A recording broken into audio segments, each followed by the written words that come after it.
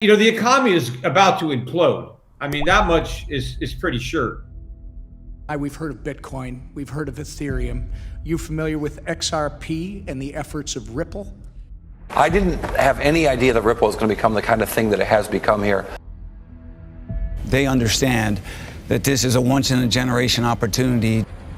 Ripple and XRP are going to be the global standard. A single global payment network that connects literally everyone. It's here. This year. It's here. It is here already. Yeah, I see. It's my belief, based off of all the fundamentals that I've been seeing the past few years, is that we are well positioned and a lot further ahead than most people realize. 300 plus customers. Using ODL for me as a customer has been a game changer. On-demand liquidity is a feature offered within RippleNet that helps customers eliminate the need to pre-fund an account in the destination country where they're sending funds. There's $27 trillion sitting in these bank-to-bank accounts. They're called Nostro accounts, Vostro accounts. Right money! We're near an inflection point. This may be your last hurrah here to try to get it in on precious metals and cryptocurrencies. The real crisis is a dollar crisis. All the money the Fed is printing isn't going to have value. It's not going to buy anything. Prices are going to skyrocket. And in fact, this coronavirus is accelerating that process. We need to go to a global virtual currency. Cash is trash. And cryptocurrencies such as Ripple are vying for a spot in the cashless world. How can I say this another way, people? I've been at this for years. Load up. XRP. Going to the moon. At the end of the day, when the music stops, if you're holding dollars or the equivalent, treasuries, muni bonds, corporate bonds, I don't care if your money is in the bank or under your mattress, you're getting wiped out.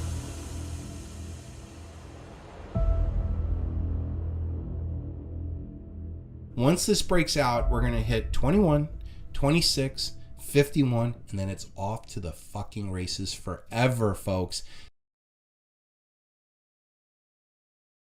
You have been adamant that there should be some degree of coordination with the CFTC and you about trying to make it so that we have more clarity, let's say, on cryptocurrency. Where's the state of play crypto right now? Look, this is a highly speculative asset class. We've known this for a long time. The ups and downs of this speculative asset class, Bitcoin, and hundreds of other tokens. And many of these tokens offer the investing public, or the investing public is hoping, I should say, hoping for a return. Just like when they invest in other financial assets we call securities.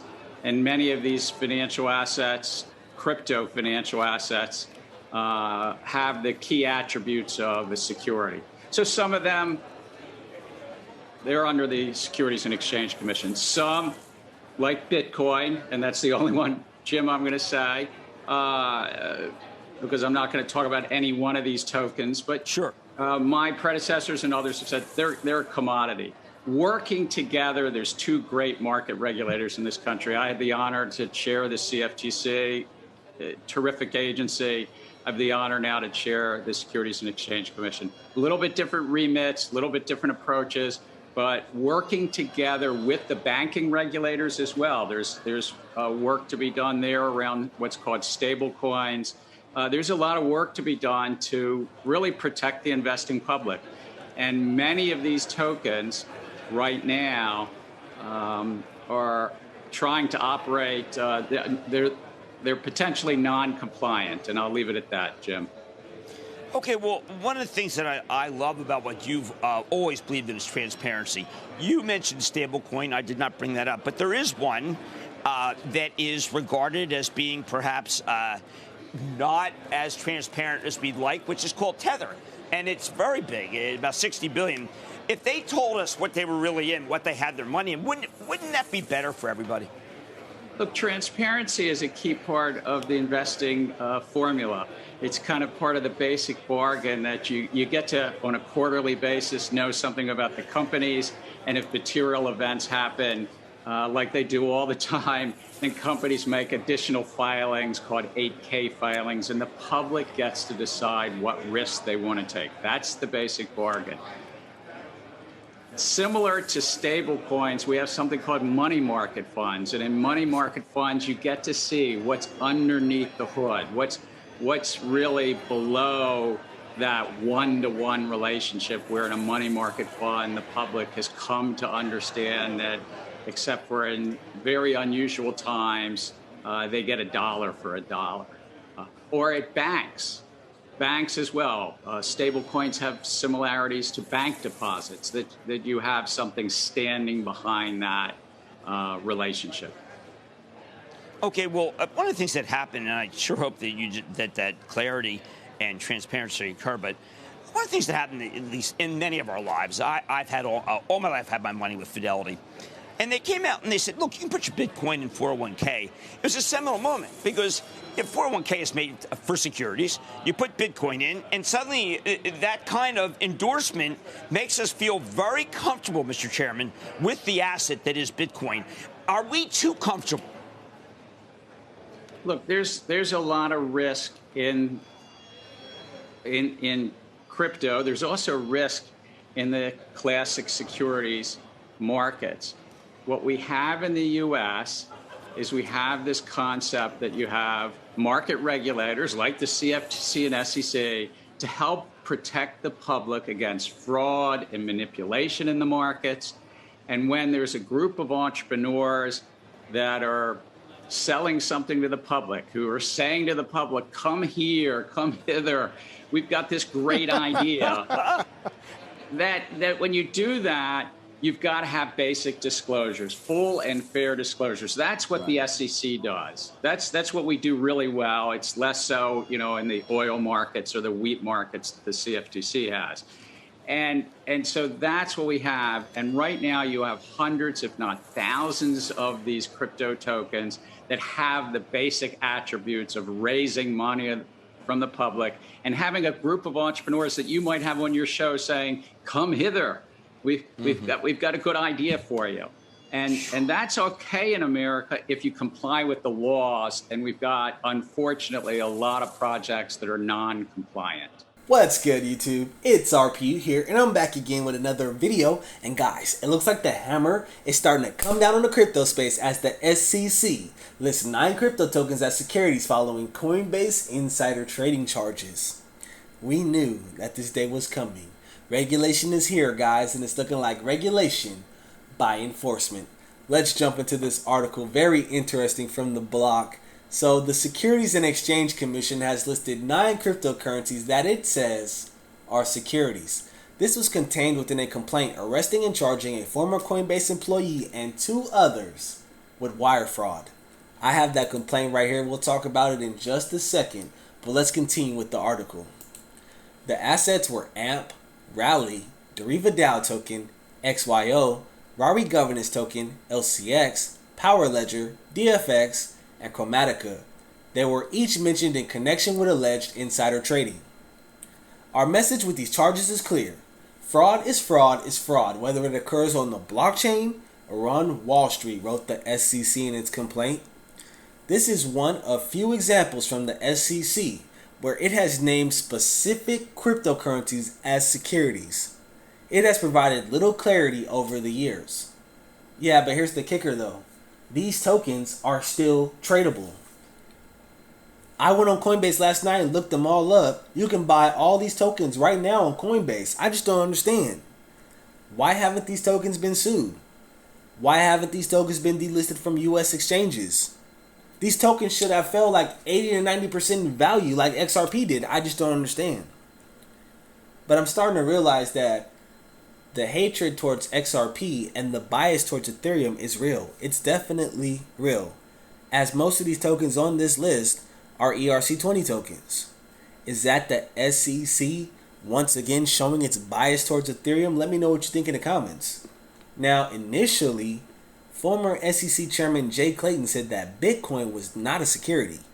Then, SEC Director of Corporation Finance William Hemon said that Ether did not exhibit properties of a security. Current SEC Chairman Gary Gensler more recently undermined that latter view, saying Bitcoin was the only token that he felt comfortable calling a commodity. The SEC has also sued Ripple for allegedly selling unregistered securities, referring to the token XRP. It sounds to me like the SEC may go after Ethereum as Gary Gensler tries to walk back the William Hinman speech. But this is where the Ripple XRP case comes in and why it's so important, because during this conference call that we had 2 weeks ago, the SEC was flip-flopping on its position regarding the William Hinman speech, and Judge Netburn called him out on it. She said, wait a minute, you guys have been arguing for over a year that the William Hinman speech was his personal opinion. William Hinman even signed a sworn affidavit saying that the speech was his personal opinion. And now you guys want to backtrack on your position and say that the speech was guidance? What a shit show, man. This is a literal shit show. And this is why this case is so important, because out of this case will come regulatory clarity. The complaint today implies that the SEC is largely keeping with the view that the majority of cryptocurrencies are securities. You see that? The majority of cryptocurrencies are securities. This is why you see the SEC increasing its crypto enforcement division. The SEC is going to be coming after everybody. Everybody. And while maxis continue to hate on XRP, they don't realize that if Ripple loses this case, the rest of the space is going down with it. Ripple is not just fighting for XRP. Ripple is fighting for the entire space. It's time to put your tribalism behind and get behind Ripple. We are not concerned with labels, but rather the economic realities of an offering, said Guber Guwal, director of the SEC's Division of Enforcement.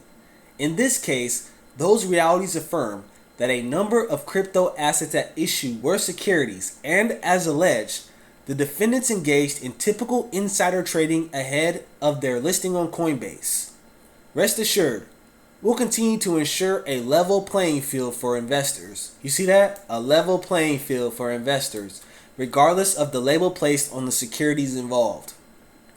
If the SEC was really trying to ensure a level playing field, they wouldn't be hating on XRP like they do, but that's just my opinion. But this is where things start to get interesting, because Coinbase takes a different view.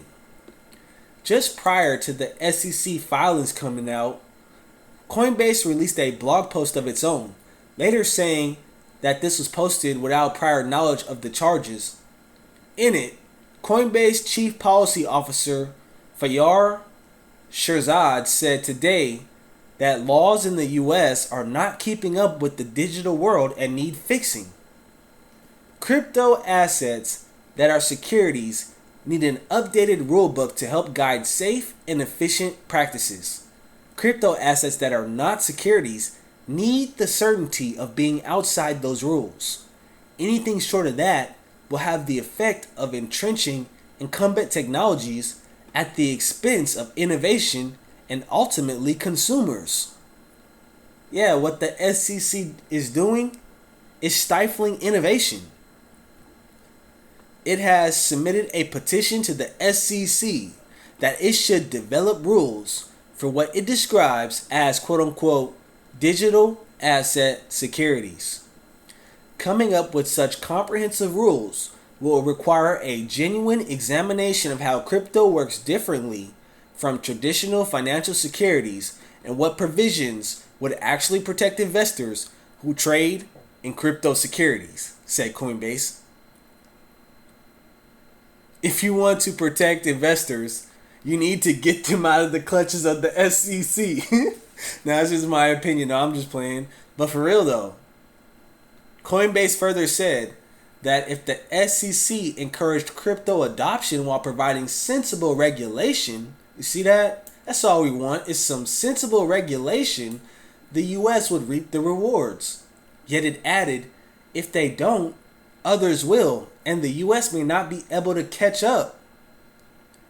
In a separate post, responding directly to the SEC charges, Coinbase Chief Legal Officer Paul Grewal said that Coinbase does not list securities and argued that the 7 out of 9 tokens in question, the ones currently on Coinbase, are not securities. So the irony here is that Coinbase is calling for regulatory clarity.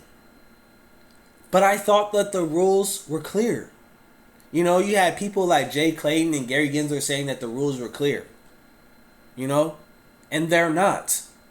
Everything is so vague to allow the SEC to get away with telling crypto companies to come talk to them and then hit them with an enforcement. You know?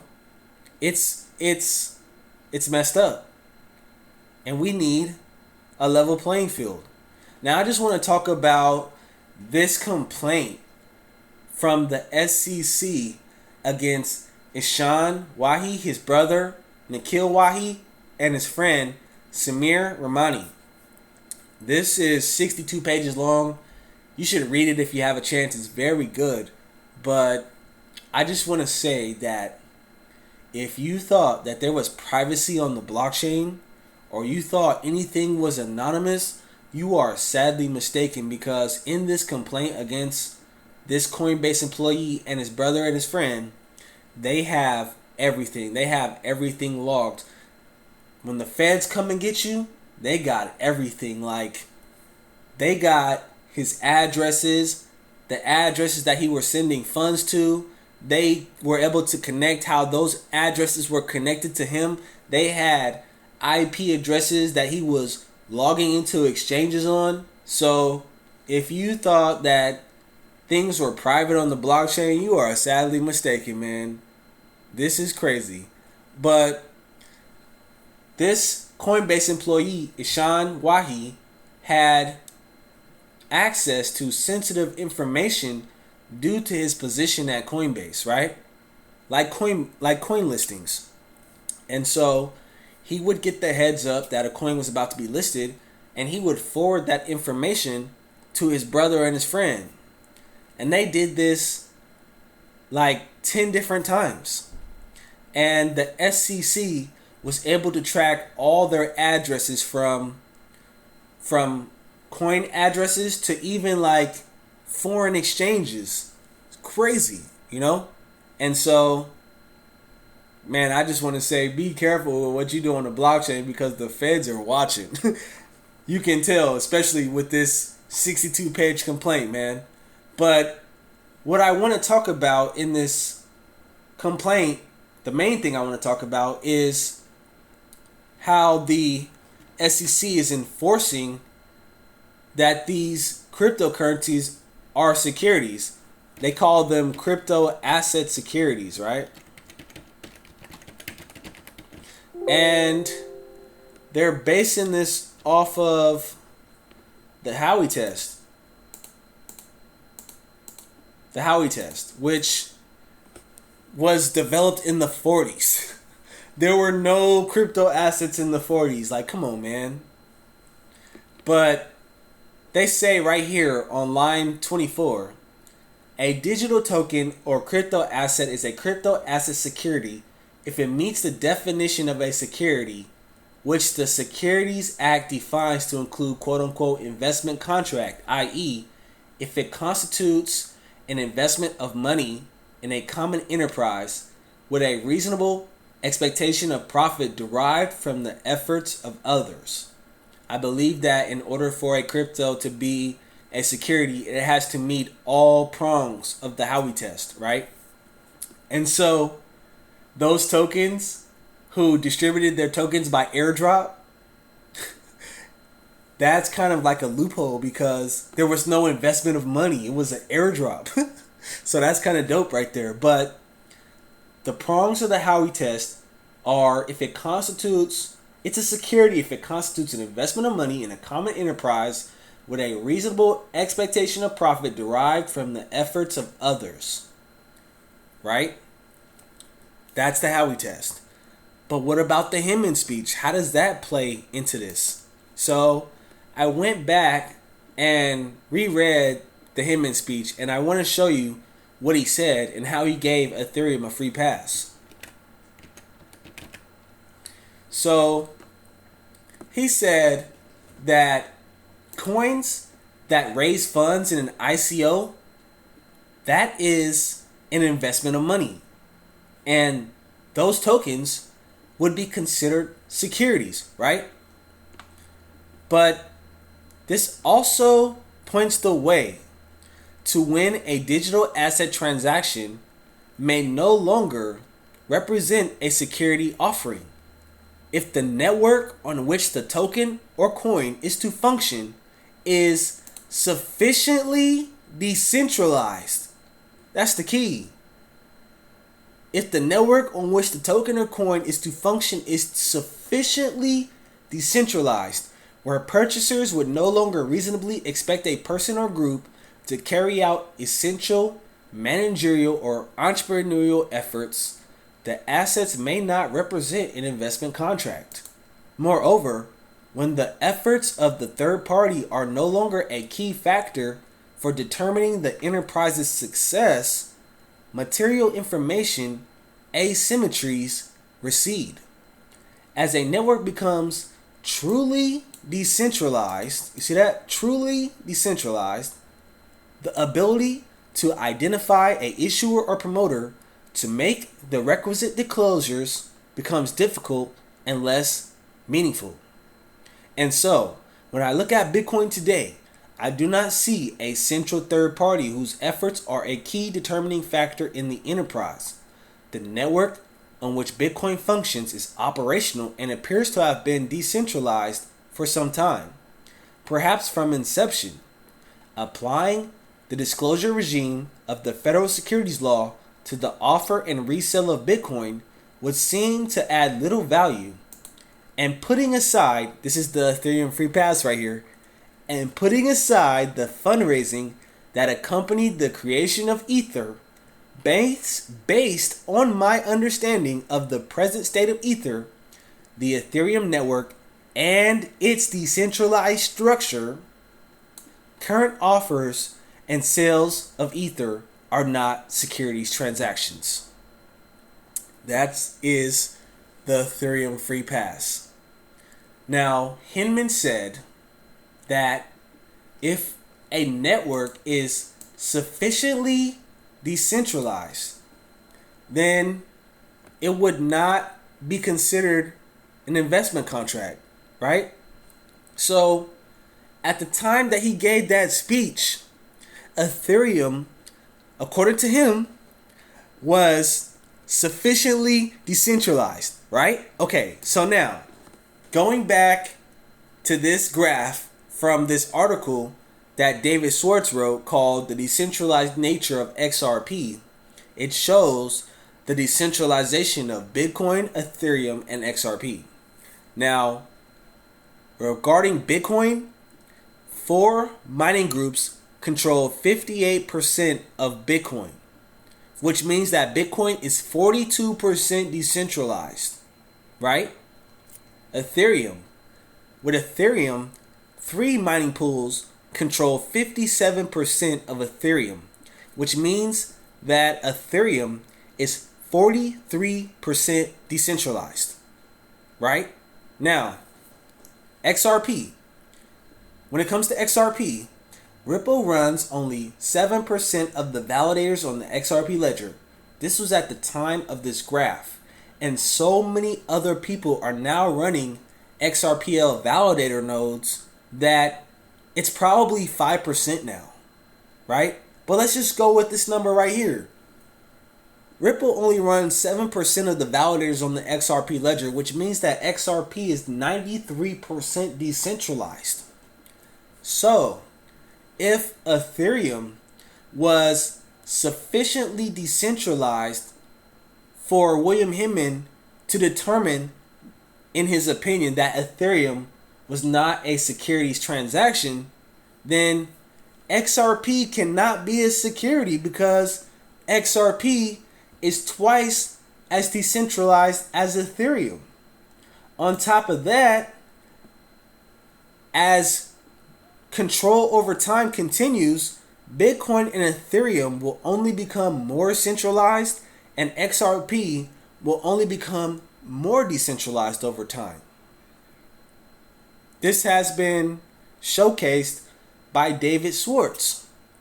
So, if Ethereum was sufficiently decentralized enough for William Hemon to determine, in his opinion, that Ethereum was not a security, then XRP cannot be a security because it's more decentralized than Ethereum and Bitcoin and will only become more decentralized over time.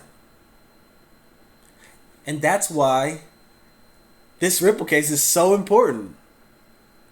We need to see what's in those draft emails. But let me know what you think about all this. This is RPU, and I'll see you in the next video.